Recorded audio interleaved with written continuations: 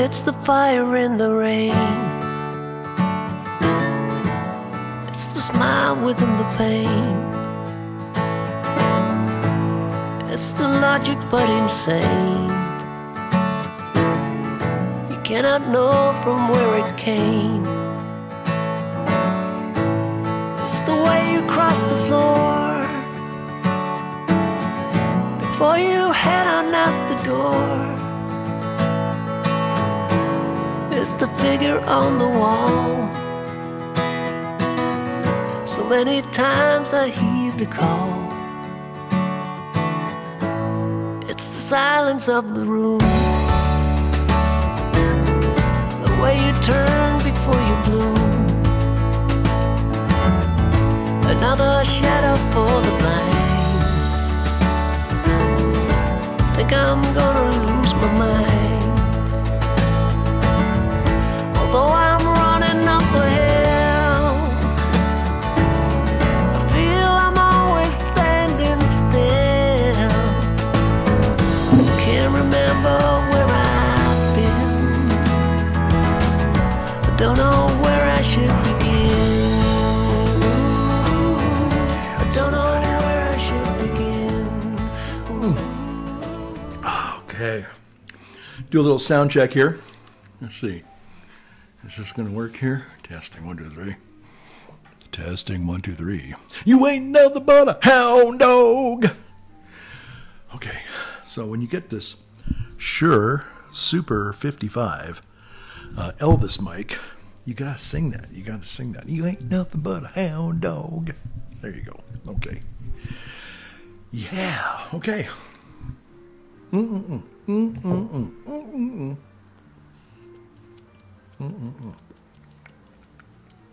It is a beautiful autumn evening. It's actually kind of late for me. Okay. I am trying out. Oh, gosh, that sounds so tinny and I love it. Okay. Okay. Trying out a brand new mic from Sweetwater. Sweetwater, Indiana. Not Sweetwater, Florida, but Sweetwater, Indiana. And it is September 9th, 2024, in the year of our Lord, 2024. There we go. Okay. Old Holy Smoking Pipe Padre coming back at you with another scintillating video for all my pipe pals and gals out there. Okay. Yeah, so I sitting here with Zodiac Dunhill. Notice the little legacy dot right there. Yes, sir. And ma'am. It's ma'am. And I'm smoking, very appropriately enough, on this September evening, a little bit of autumn breeze. Let's see. Can I get this in there? Can I get that in there? A little product placement. Look at that. Okay. Love it. And at my elbow, I've got some autumnal coffee. Sort of, kind of. Okay, so how you all doing there, pipe pals and gals? Yes, it is I, the one and only Holy Smoking Pipe Padre, coming back at you with another video, September video. Yeah, all right. Very good. Delicious. Yes, it is. Yes, it is. It is totally delicious. I'm actually surprised. Anyway, I'm trying out this new Shure Super 55 directional mic. And this is a very, I think this is on the same scale. I'm gonna step out on a limb here and say this.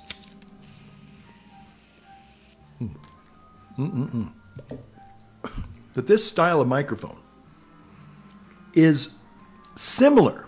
It parallels to some extent the KitchenAid mixers, the stand mixers. In other words, this microphone in its construction, its iteration, whatever, I guess in many ways, it's been unchanged maybe since 1955. I'm just guessing. I could be wrong about that. I know there's some of you out there who are really more into the audiophile world than I am. I'm just a dabbler. You know, I try all these different mics, and I really enjoy. You know, today was kind of like Christmas. I got to be honest. I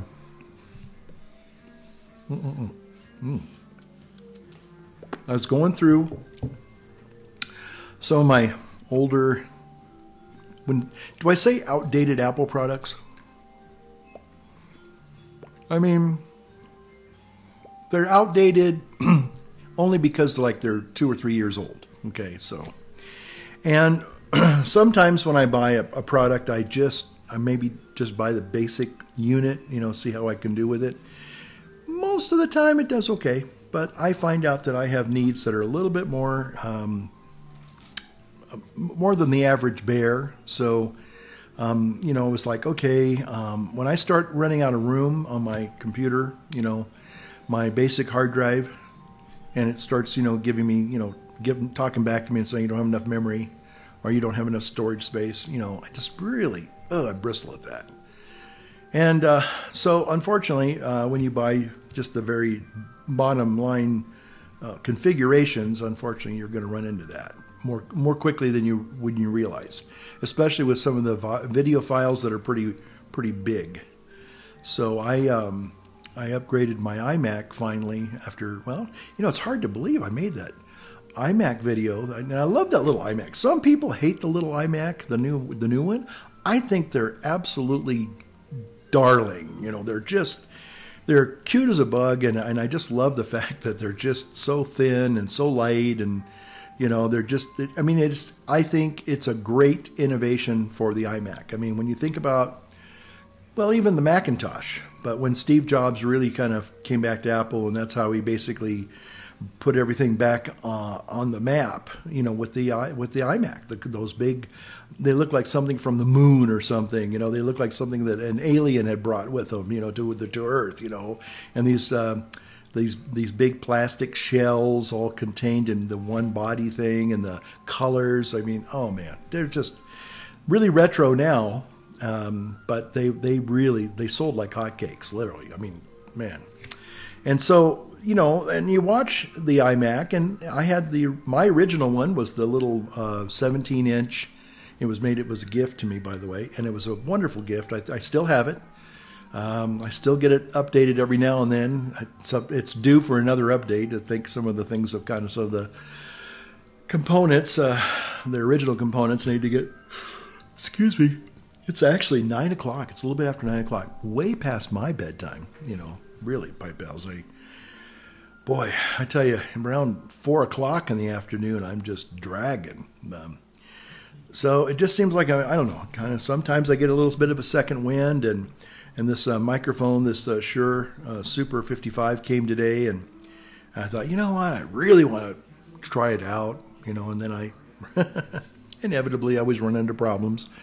And basically what happened was the stand, I thought I have several stands, really good stands, and it turned out that the only stand that would work is this one stand that I bought about 10, 12 years ago for another microphone. I forgot the brand name of that. It's kind of it's not Sennheiser, it's not Shure, not Rode. It's Audio Technica. I think that's what it is, Audio Technica. Anyway, but this stand works almost perfect. So I'm going, yeah, I love it, you know. And you kind of see it in the foreground there, you know, and they do the Elvis thing. Hey, ho, ho, ho, you know, I'm an Elvis guy. Okay. Hey, that didn't sound too bad. I think it's all it's all in the microphone, you know. Hey, who needs talent when you got a microphone like this? I'm telling you. You know, anyway. So, but yeah, I just, you know, love this mic here. I'll just do a little product placement there. There it is. Yeah. It's directional, so there you go. That's why now you get the FM sounding voice right there. Okay, good. So anyway, I still have my Sennheisers and my Shures, and you know, I think I've been doing a couple of stereotype recordings or quasi-stereo recordings. You know, just having fun with just playing with these different mics, and sometimes, they do, it's just a lot of fun to just have. It's kind of like a golf bag. You have different clubs for different things, and I think the microphone world is kind of the same way. Oh, my goodness. So today is Monday, September the 9th. And today, Apple was the iPhone. Today is, they call this Techtember, I guess, and then Techtober next month, because Apple's kind of dribs and drabs their. Well, actually, this was an hour and 47-minute, I think, production. So, and again, a lot of people, and I kind of felt the same way. It's like they're telling you that these products, they're going to be great products. But the problem is that they're only going to be half-baked when you get them. Apparently, all this AI stuff they're trying to cram into these things really won't be ready on launch day. I mean, you'll get the physical phone or the physical product, but it'd be almost kind of like, they say, well, we're going to send you this microphone, and in 6 months we're going to send you an update and you'll be able to use it. Yeah, what? Well, you'll be able to record with it. You can use it. You can put it in front of you there, and maybe it'll, amplify and stuff. Maybe you can put it in on a stage. Again, the original microphones, they weren't meant for. Well, no, I take that back. Of course, they were broadcast microphones, but mostly they were just amplification, for a live audience type of thing.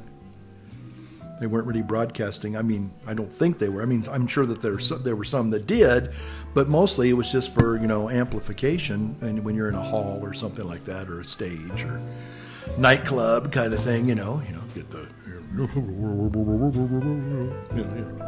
the Bingster type thing. Anyway, so I digress. So a lot of people are kind of feeling like, what are they doing to us here? They're selling this product, and yet it's not fully functional when you get it. It's like, in 6 more months, we're going to have this great update, and everything will be ready to go. They've been doing that more and more and more lately, And I think you get to a point where once in a blue moon, you say, okay, well, the software update is going to come shortly after you buy the product, and so, and you kind of go, well, okay, all right, I can kind of live with that. But now they're doing that more and more and more. They're kind of wanting you to buy on hope, on a promise that this feature is going to be made available in a few months down the road. It's like, what if they did? If they did that with a house, we're going to sell you this really nice house, great, and it comes with electricity, but we'll turn the electricity on 2 months after you buy the house. Or, yeah, you got indoor plumbing, but we just haven't hooked it up to the sewer yet, and we'll do that in about 6 months after you buy the house. I think most people would kind of probably balk at that. Might have to say, excuse me, I have a question. Why are you doing this? So again, and I understand. It's just like, it's sort of like, well, when Steve Jobs introduced the iPhone, I think that was part of it. Maybe there were some bugs with the original iPhones and iPads and things like that. I mean, it was still, internet stuff, So, and it was all new, so they didn't know exactly what.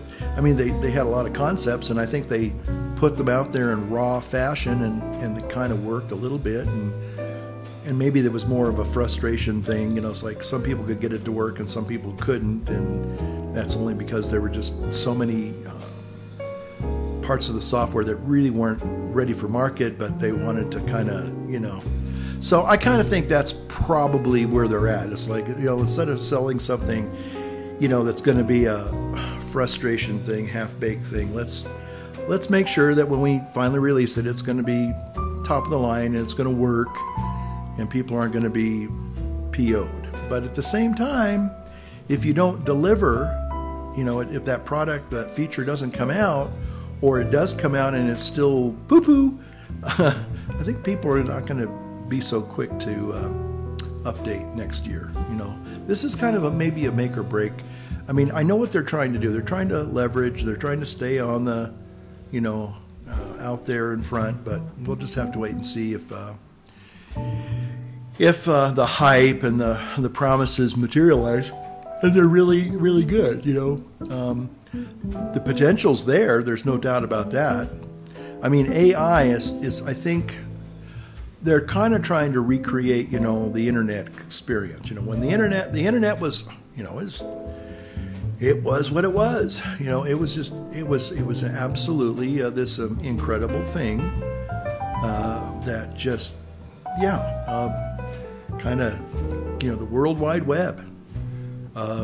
Having devices that could connect to this World Wide Web thing. I mean, that was truly revolutionary, and people found ways to make a lot of money real fast on it. And some people, they put out good products and put out good services and put out good ideas and innovations, and that's why they're still here today. But there's probably, for every one kind of thing like Apple, there's probably, 1,000 that failed at, trying to ride the iWeb, wave, the internet wave. And probably it's because they just didn't hold up. They didn't, I mean, it's just like, you buy something, you look at something online and you think, well, that looks, the fake Rolexes and the fake, Louis Vuittons and all this stuff. You think you're buying a quality product, and you're buying a knockoff, and maybe it does do some cute things in the beginning, but it breaks real quickly, or it doesn't last, or people don't keep up on the product. There's some really good products that I've purchased over the years that I really, really enjoyed, and they just went out of business because they just they weren't competitive enough, or they just didn't keep their product line fresh and updated, and they kind of like just tried to, we'll just kind of ride this product as long as we can, and then when it finally gets obsolete to the point where people don't need it anymore, then we'll just have to close up shop, turn off the lights, and lay everybody off. I don't know, but anyway, so we'll see what happens with the new iPhone and some of the other products, but and it's going to say. There was the last kind of big Apple product, which I feel sad about to some extent. It's like, well, it didn't really take off. Is that iVision thing, or the Vision Pro thing? You don't hear anybody talking about that. In the beginning, the first couple of weeks, maybe just the first couple of days, there was a lot of hype leading up to it, and everybody thought it was going to be this great thing. And, it had a lot of cool little demos, but nothing really substantial to where you're going to use this on a daily basis for content creation, or maybe just doing office work, that type of stuff. There's just a lot of people. There's been a few people that have tried to really be dedicated and devoted to the concept, but I don't even see them online anymore. There was a couple of people that were really trying to figure this out and trying to find a niche for it and say, man, this is a great product and I'm going to use it every day. And, sort of like somebody finds a new diet fad, and it doesn't really work that well, but they're going to, by golly, they're going to promote it, they're going to live it, they're going to make it work. And maybe they do, God bless, there's some people that can take technology. I had a couple of people a number of years ago who were using literally outdated computers and software, and they were doing some pretty amazing things. I mean, I was like, wow, how are you doing this? And they say we have a lot of workarounds. And every now and then they'd had to stop and say, well, this isn't working anymore because the software was so out of date, and it just didn't work anymore. It literally just doesn't work. So it's kind of sad, but that's, the planned obsolescence. Yeah. Let me get a little bit of coffee here. Okay, so tomorrow night, I guess, is going to be a debate.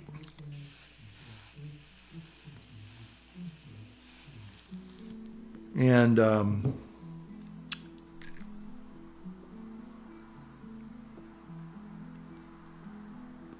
That's good.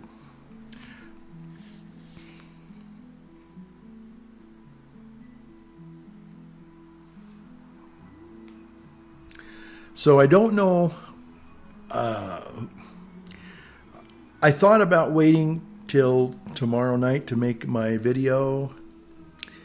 Who knows? I might even make a video tomorrow. I don't know if it's really a clown show, and I just can't resist making another video. Maybe I will, but I don't know.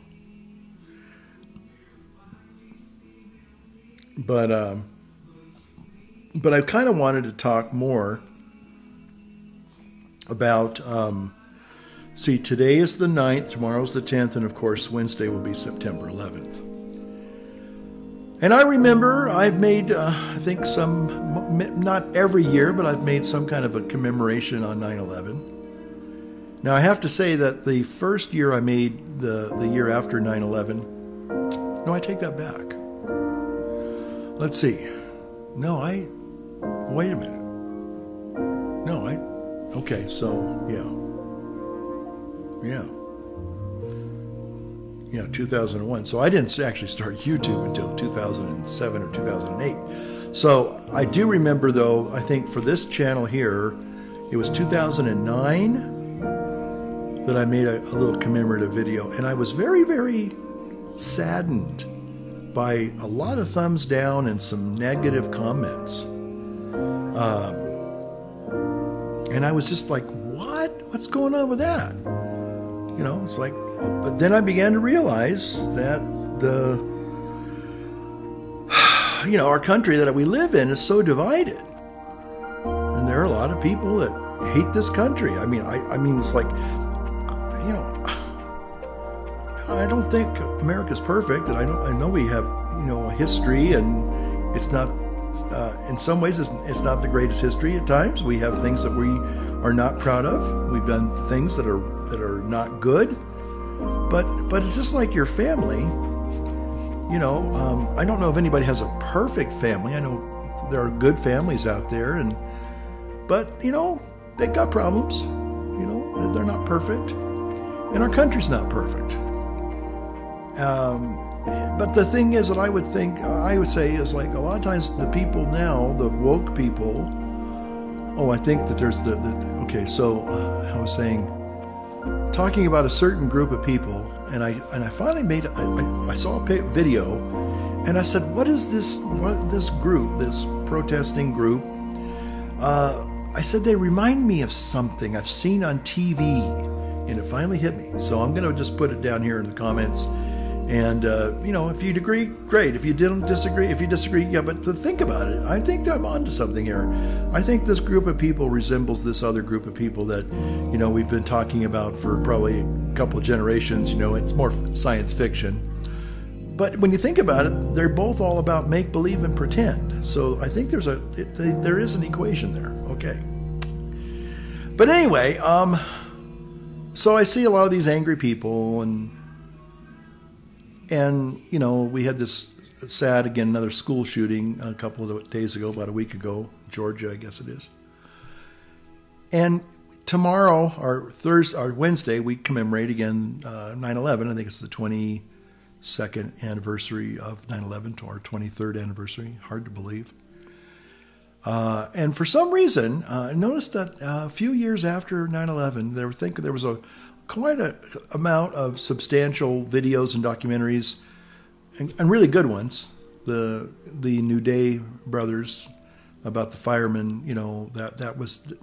I still think that's probably the best I've ever seen. But there's some other ones now that are really, really good. They're really informative. They cover an awful lot and very, kind of a wide spectrum of the events. And some of them do, pretty good job and very thought provoking.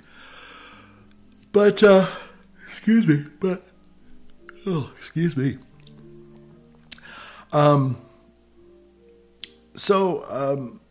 But I remember maybe around 2007, 2008, maybe 2005 even, I was kind of noticing that see, the thing that I thought was good about 9/11. Now, some people may choose to disagree with this, but I believe, because I kind of experienced it now. I was not in New York when it happened. Of course, we all saw it on live TV, and some of the images were just horrific. You know, people literally jumping out of windows. I couldn't believe I was watching that live on TV. Ugh. God bless those dear souls. But it just seemed like we did come together for maybe a month or two. I thought people were more polite. There was a little more sense of patriotism. And then there was a kind of a backlash. There was the backlash. The woke people, you know, they were there in their early stages, I think. And they were, you know, kind of like coming up out of the ground, you know, and talking about how they hate this country and how evil this country is, and, you know, everything has to change and all this. And I'm like, where do these people come from? And that was kind of a rude awakening to see that there's a lot of really hateful people. And you stop and think about it. You know, you look at the violence, you know, whether it's, we had a horrible situation in one of our local churches here, and a husband decided he was having a hard time with alcohol, and unfortunately he was not in his right mind, and he tried to kill her, tried to kill himself, and then he threatened the cops, and then the cops, he basically did, you know, suicide by cop. That's what he did. And they're having his funeral tomorrow. God have his soul, mercy on his soul. But, you know, just a lot of people that are angry and want to hurt other people. You know, you look at those young terrorists, and their whole goal was to hurt and kill people. And, you know, you look at some of them, you know, they look like just regular, you know, college students or people that you see working, you know, maybe at different jobs. And some of them, you know, you think, well, if it wasn't for this ideology, they'd be just regular people, you know, just trying to earn a living, raise a family, start a business, run a business, go to school, you know. And, you know, are people that just want to hurt other people. Now, I understand being angry and not liking certain people, not liking their positions. But to methodically say, I'm going to bring as much destruction and mayhem on this group of people that I really don't know. I just know that I hate them because I've been trained to hate them. Again, you can have differences of opinion. But to say now, because of your beliefs and your way of life, I'm going to come and hurt you. I'm going to try and kill you. And so you can see that in an individual basis, where one individual decides that they hate somebody so much that they're going to kill them. They're going to kill them. Or, you know, it's, a group of people who don't believe in your ideology, and so, well, I'm going to kill you. You know, I'm going to do violence to you. Or somebody, you know, taking up a gun and shooting little innocent kids because they don't agree with your philosophy or your ideology. I'm going to kill you, you know. You know, and again, I understand that's the thing I think about Beauty of America, is that you can live amongst other people who have different values, different beliefs than you do, and you can live with them, you can coexist with them in respect, and you can be cordial, you can be collegial even, you know, you can, and if you decide that, you know what, I really don't care for your politics or your philosophy of life, and I choose not to associate with you, you can do that. But you don't have to go and kill people or hurt people or cancel people. I think canceling is kind of the digital way of killing somebody. You know, I don't want to hear your message. I'm not going to let you say anything anymore. You know, that's okay. And, you know, I talk about this probably every video to some extent. But anyway, so I'm just looking at the horror of 9/11. I mean, golly. I mean, just it's still to this day. I don't care how many times I see the towers come down. I'm always horrified. I'm like going, how did that happen? I mean, I know the physics of how it happened, but what would possess somebody to wake up on a morning? I think they were telling the routine of the hijackers, and the guy got up and he did his morning exercises. He went and ran 2 or 3 miles, went to the gym, knowing that he was going to basically kill himself and a lot of other people that day when he took control of the airplane. It boggles the mind. Or this guy who basically woke up and decided he was going to kill his wife. Fortunately, she lived. In fact, somebody told me what was amazing is that the funeral tomorrow, she's going to be there. She's out of the hospital and she's going to attend her late husband's funeral out of love and respect. The guy tried to kill her. So that's what I have a problem with is, why do some people, and I'm seeing this happen, I'm seeing this more and more and more, people in a certain group and ideology, because people won't accept their lifestyle, they're now resorting to violence. And I feel like, wow, man, that's not the right answer at all. And just because somebody doesn't agree with your lifestyle, one doesn't give you the right to kill anybody. And hey, get over yourself. Go live your life. There's enough pain and hatred in the world. Just go live your life. You don't need to have everybody applauding you and approving you and whatever you do. Just live your life. Don't try and force your agenda and your philosophy on other people. Again, it's one thing to preach about something, say, hey, I want to, like this guy, he's this British guy, Russell Brand, and apparently he has had a conversion to Christianity. God bless him. God bless him. And he's preaching, but he's not talking about, well, people that don't agree with us, we need to cancel them. We need to kill them. Looking at you, Antifa. Looking at you people in the alternate lifestyle community, people that believe that you can be something that you really can't, biologically, scientifically, and realistically, you can't, but yet you want to pretend and then force everybody else to believe that you're something that you're not. I'm sorry.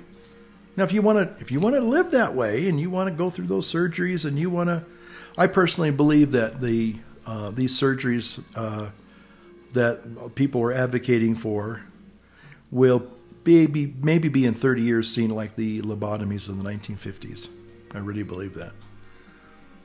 So it's just a matter of time, because it's Frankenstein stuff. It really is. So again, if a person wants to identify a certain way, God bless you. But, don't be going into places that that they don't agree with that, and then shoot them up because they don't agree with that. That's just wrong.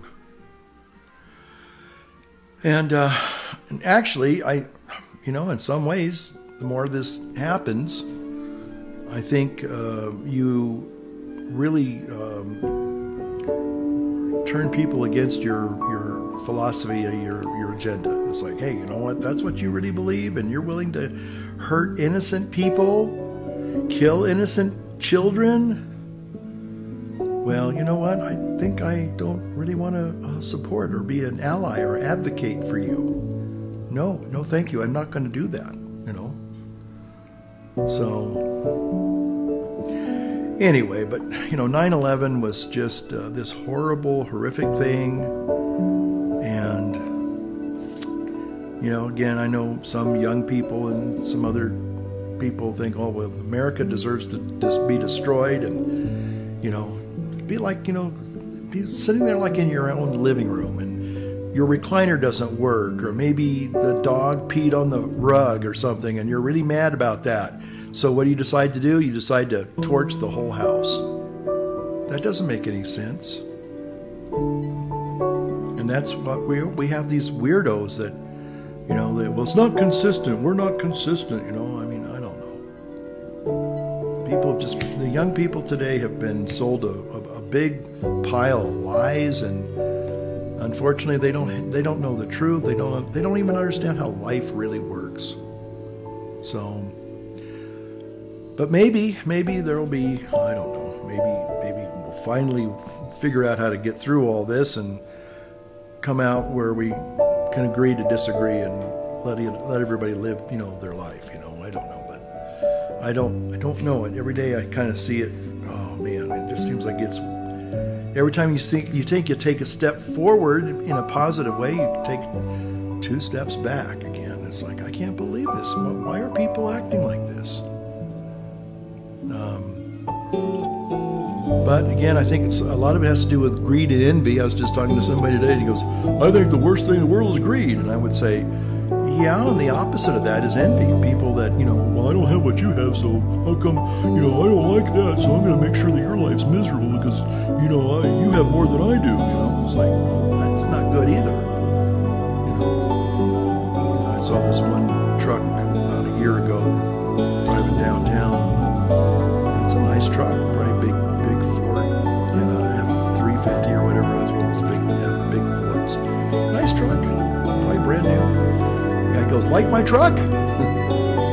Bumper sticker says, like my truck? Go out and work for one. Go out and earn one. Don't steal mine. That's true. Hey, if you want something, go out and work for it. And that's the thing about America.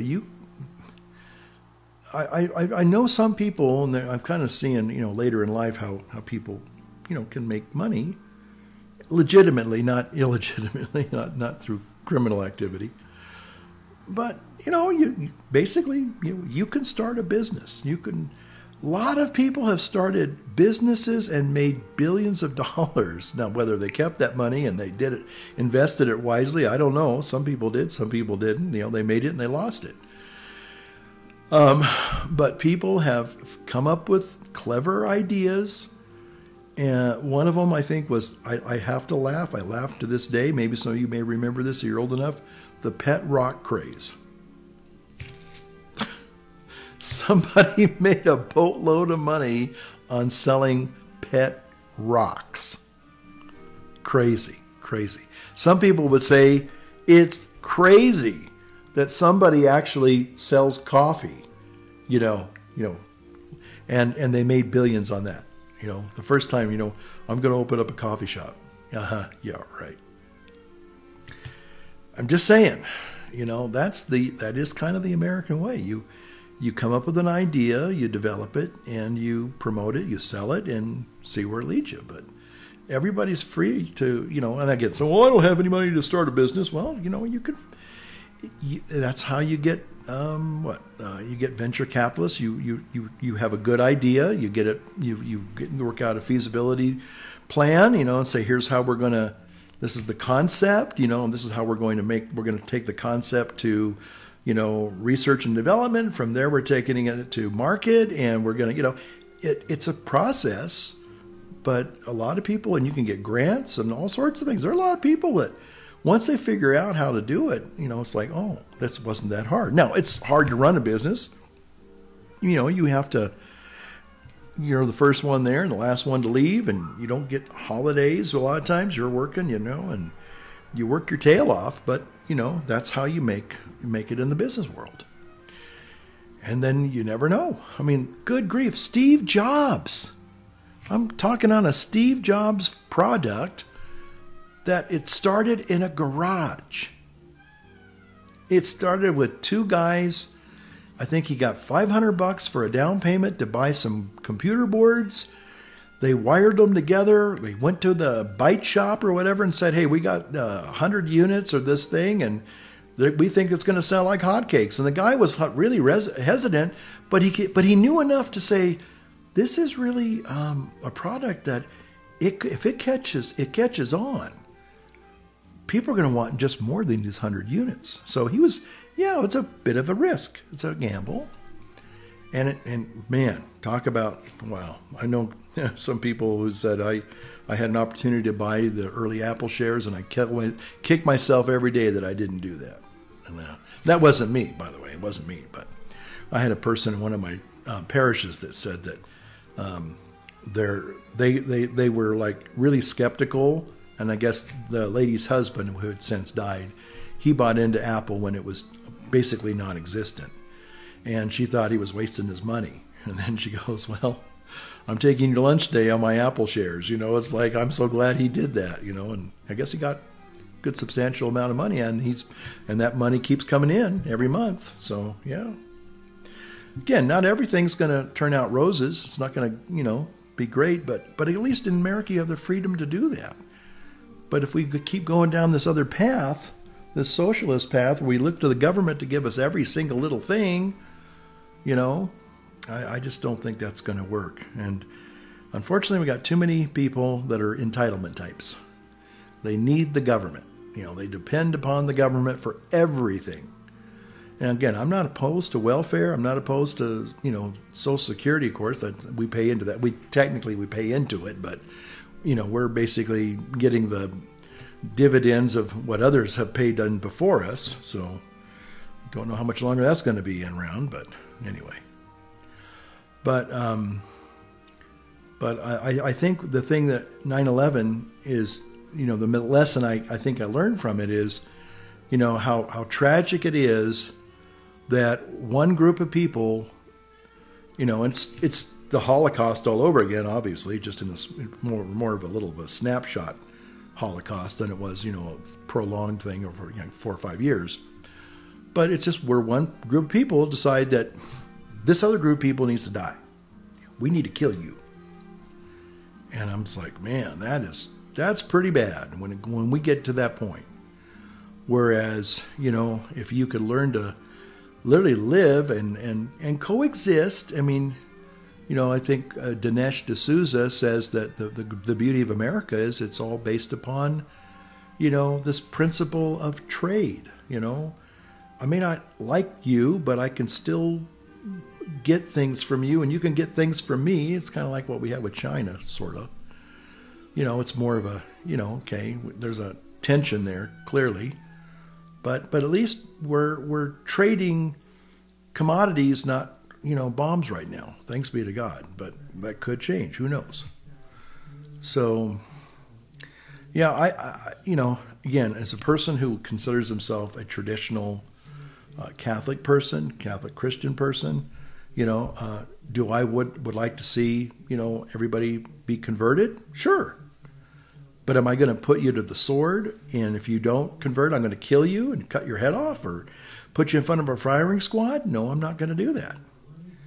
And if you want to live lifestyles that I think are clearly verboten, I'm not going to hate you. I'm not going to, come to your house and burn a cross on your yard. But, if you ask me, say, well, can, me and my same-sex partner get married in the church? I'm going to have to tell you, well, no, the church doesn't recognize that.